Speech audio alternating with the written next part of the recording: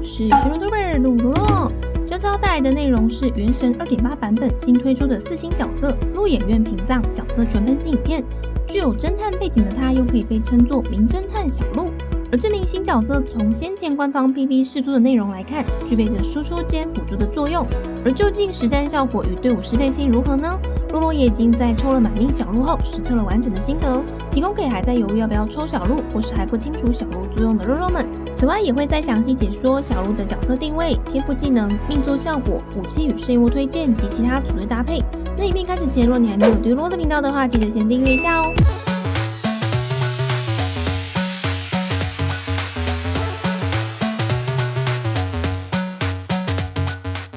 鹿野苑屏藏是4星风元素法器角色，等级突破后增加的是风元素伤害。由于小鹿的 EQ 技能具备较高的倍率，但是在普攻的倍率表现上并不是特别出色，无法在开完 EQ 技能后在场上提供持续伤害。因此小鹿在队伍中的定位为速切输出，也因为受限于4星角色的天花板上限，虽然小鹿为输出定位的角色，但是在伤害上并不会超越以往的5星主 C， 类似燕飞这类4星 C 位角色，所以小鹿会比较适合近期入坑的萌新可以选择的过渡期输出 C 位角色。如果是卡池已经够深的老玩家，小鹿并不会为你的队伍带来更高的输出上限。而虽然小鹿随身佩戴一种名为石手的日本警棍武器，但小鹿却是目前游戏中第一位近战法师。利落的拳法和踢击确实可以为游戏带来格斗的新鲜感。而小鹿在具备输出作用的同时，在技能组中也有提供元素精通的效果，因此也可以透过武器的搭配，让小鹿转而在队伍中提供辅助功能。加上风元素可以和水、火、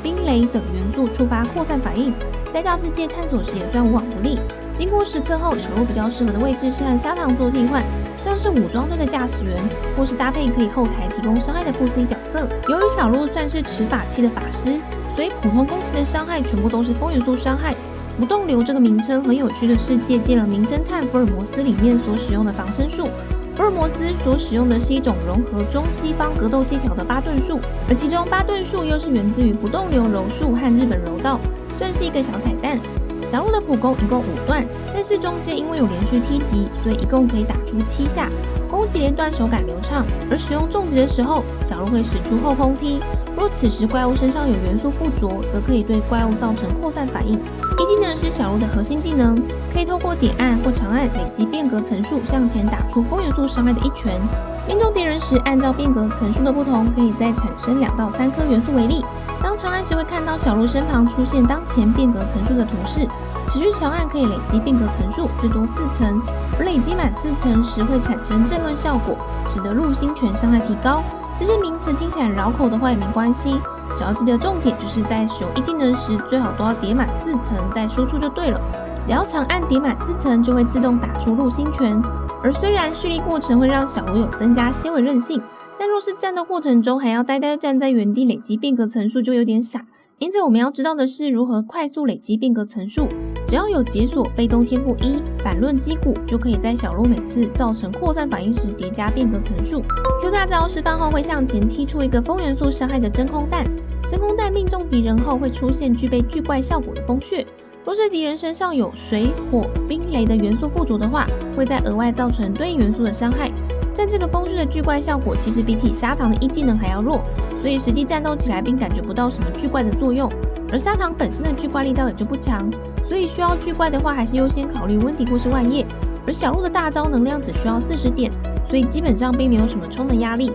被动天赋1解锁后，可以使小鹿每次触发扩散反应时叠加变革层数。而这边要特别强调的是，这边的叠加变革是一定要触发扩散反应，并不是命中敌人时就可以叠加。此外，这个扩散反应叠加的过程，每次中间也都有0.1秒的间隔冷却，因此若是单纯只靠平 A 来触发扩散反应的话，并不是每下都能叠加变革，最好是透过平 A 加重击的方式会比较容易叠加。后面也会说明0命跟1命以上小鹿的叠加变革手法。被动天赋2比较偏向提供辅助的作用，当一技能命中敌人时，将会使队伍中所有角色，不包含小鹿自己，增加80点的元素精通，持续10秒。被动天赋3主要是提供队伍中所有角色在冲刺时减少消耗需要的体力20%。天赋升级优先顺序方面，首要提升一技能，伤害倍率最高，其次是 Q 大招，最后则是普攻。接着在输出手法上，需要让大家了解如何快速叠加变革层数。前面有提到，主要可以透过凭 A 加重击的方式来攻击身上有附着元素的敌人，触发扩散反应。只要怪物身上有元素附着，小鹿的重击一定可以触发扩散反应。而后再搭配大招后的连招顺序，会建议是 A 重击 Q A 1，或是平 A 到第3段 T3下时接重击，也可以叠满变革。而如果是1米以上的小鹿，在登场后就会直接获得一层变革效果。因此在面对有附着元素的敌人时，出招顺序可以是小鹿出场后开 Q A 重击，就会有4层变革效果。叠满4层变革后，再点按1技能就可以挥出小鹿一拳。小鹿灵命就具备输出兼辅助的玩法。若是缺5星主 C 的平民，可以先透过小鹿搭配一些后台提供元素伤害的角色来在大世界进行探索。虽然有些平民玩家可能没有办法一开始就把小鹿抽满命，但随着游戏时间一长，也是能够在后面慢慢把小鹿凑满命。而老玩家也可以因为小鹿全新的输出方式，进而有一个新的玩具。虽然输出上限不比5星主 C 高，但这种格斗的方式真的是不得不说很好玩。隐秘的效果主要是减少变革的层数叠加时间，可以在小鹿登场后直接获得一层变革效果，并且在5秒内的普攻速度增加 15%， 是个优化输出效率的命作。两命的效果是能够让 Q 大招的巨怪效果提升，并让巨怪效果延长1秒，但实际战斗起来还是没有什么巨怪的感觉，所以实际上是个挺无感的命作。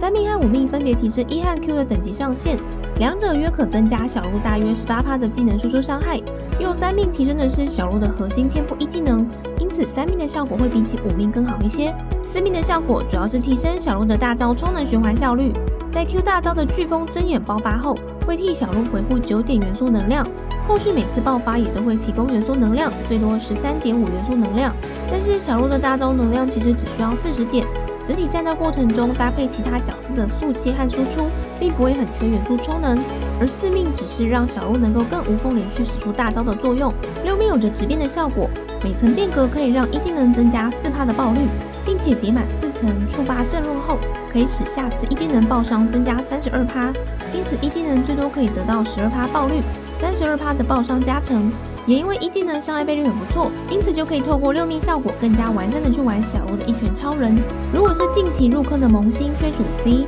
洛洛其实也蛮建议可以趁这个时候万叶人权卡的复刻来抽小鹿。假如你未来会打算搭配万叶组一些强势的元素直上队伍的话，像是雷九万般、神鹤万星、万达国际，若经济能力允许，可以将万叶直接抽了2命。这时候的小鹿命座也大概率会落在4到6命左右，也就是说很可能万叶2命完全体后，你也刚好有一只满命的4星主 C。若万叶2命小鹿还没有满，也可以看要不要抽个0命可力收藏，或是前期开荒也好用。加上万叶2命后，后面再复刻几次其实也都不太需要再抽了，就可以专心存自己想要的5星角色，并且靠小鹿度过这段拓荒的大世界探索时间，玩着好玩的格斗技输出方式。唯独比较麻烦的是，小鹿的突破素材都在道奇和紫岩剧院地下矿区。若地图还没有开那么快的话，可能要先找一下有没有刚好有开地图的朋友可以借你过去搜集。但如果是平民玩家的话，0命小鹿也可以先过渡用来拓荒。只是前期如果没有一些可以后台挂元素的副 C 角色的话，小鹿会稍微比较没有那么好发挥，但还是可以在过渡期使用。最后小鹿的推荐命座会是0命、1命、6命。小鹿的武器选择很多，只要是输出项的法器，大部分都可以给小鹿使用。5星武器可以选择的部分有神乐之争议、四风原点、天空之卷、城市之锁等等。洛洛自己觉得5星武器里面以神乐之争议算是最好的武器，因为提供高额的爆伤，在输出上限上可以打得最漂亮。缺点就是如果你当初没有抽8重绳子的话，应该就不会有这把武器，有的话可能也会跟绳子抢。而四风原点同样也可以弥补爆率可能不足的缺口，但是四风原点的被动效果主要是角色要持续在场上战场才能吃满效果。以速切型输出的小鹿来说，并不会在场上待太久，所以四风原点并不是最完美契合小鹿的武器。而天空之卷主要是需要从圣遗物上去弥补小鹿的双爆面板，在封套4件要凑齐的情况下，还要追求高双爆，对于平民玩家来说并不是一件容易的事情。最后城市之锁则是需要透过在队伍中有搭配护盾辅助角的情况下才能触发被动，所以就会需要绑定盾辅成员，同时需要再弥补更多的双爆面板。其他非5星武器的部分，输出项的法器有流浪乐章、祭行武器侠里日月、多多可故事集、正式之名童、招星、祭礼残章、万国珠海图谱等等。其中洛洛觉得最适合的会是流浪乐章，也是试用关卡中小鹿所拿的武器。流浪乐章3种的随机被动效果对于小鹿来说都有用处，加上附属性又提供珍贵的爆伤，算是4星武器首选。其次一样是缺爆率，可以选择霞里日月来补缺口。机灵残章在提供元素精通之余，可以让小鹿快速有第二次的战斗手法。而万国珠海图谱在提供元素精通的同时，还可以叠加最多16%的元素伤害加成，也算是很适合小鹿使用的武器。而若是要让小鹿在队伍中担任辅助作用更多的角色的话，也可以选择搭配视作精魄，可以替自己恢复充能的同时，又替队伍角色回血。又或是可以用一把解完到期最长支线任务神鹰大符，在结尾会获得花散里留下的狐狸面具，转换后获得白橙之环的锻造方法。这把武器只要在触发雷元素相关元素反应后，就可以获得相关的元素加成。小鹿的所有输出方式都是风元素伤害，因此要与雷元素触发元素反应的话非常容易，就队伍中放置可以持续挂雷的角色即可。而满精炼的白橙之环可以提供20%的元素增伤，也等于是雷元素和风元素各得到20%的双加成。对于小鹿来说也是非常容易就可以触发吃到的效果。但4星武器虽然大部分都是可以免费取得或是用原胚打造的方式，但最好都是要越高精炼越好，否则提供的效果可能都还是没有精炼1的5星武器好。加上小鹿是4星角色加法师的关系，基础面板都不是很高，珍贵的双爆不好凑，所以还是尽量以有提供双爆的输出法器为优先。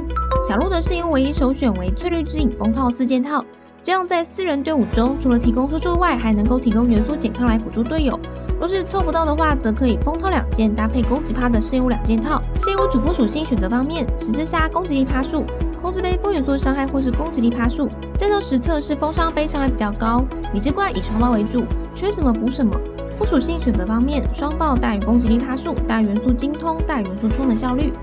BNB 版参考，小鹿成型后攻击力大约会落在1700左右，爆率会建议至少在60%到70%左右。不知道为什么风元素角色的爆率有时候不太容易触发，所以可以的话爆率可以高一点，爆伤则可以在150%以上。小鹿国家队的组成为屏障加行丘加香菱加班里特，输出手法可以是班里特 Q、小鹿 1Q、香菱 Q1、行丘 1Q1 加平 A、小鹿平 A 加重击加平 A， 满变革后短1打出1拳，刚好可以在班里特加伤时间结束前打完一套。作为本身就是速建玩法的国家队来说，增添新的组队变化。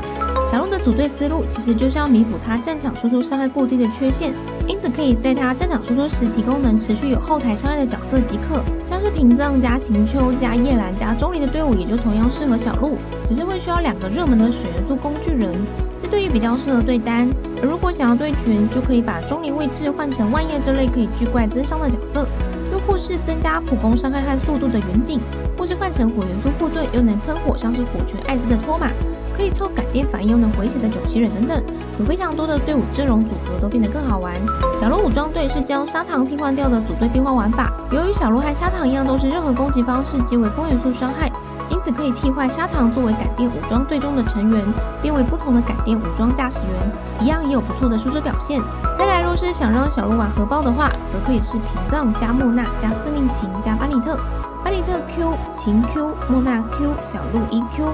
小鹿这名新角色的加入后，不仅是可以让近期入坑的萌新玩家有拓荒 C 位角色的选择，同时也让老玩家找到新乐子做，是一个带给玩家全新体验的角色。加上又有着人权辅助万叶的副科，如果真的想要靠夜天地搭配其他强力主 C 组相关的元素直上队伍，又很喜欢小鹿这名角色的话，是蛮推荐可以直冲万叶毕业命做2命加满命小鹿带回家。而如果你是比较倾向后面复刻的萧公，或是未来须弥草元素登场的新体系新角色的话，就可以不急着把你的原石花在这边太多，毕竟小鹿后面也会加入常驻池，后面就算没有加倍，也是有几率会再把它抽出来的。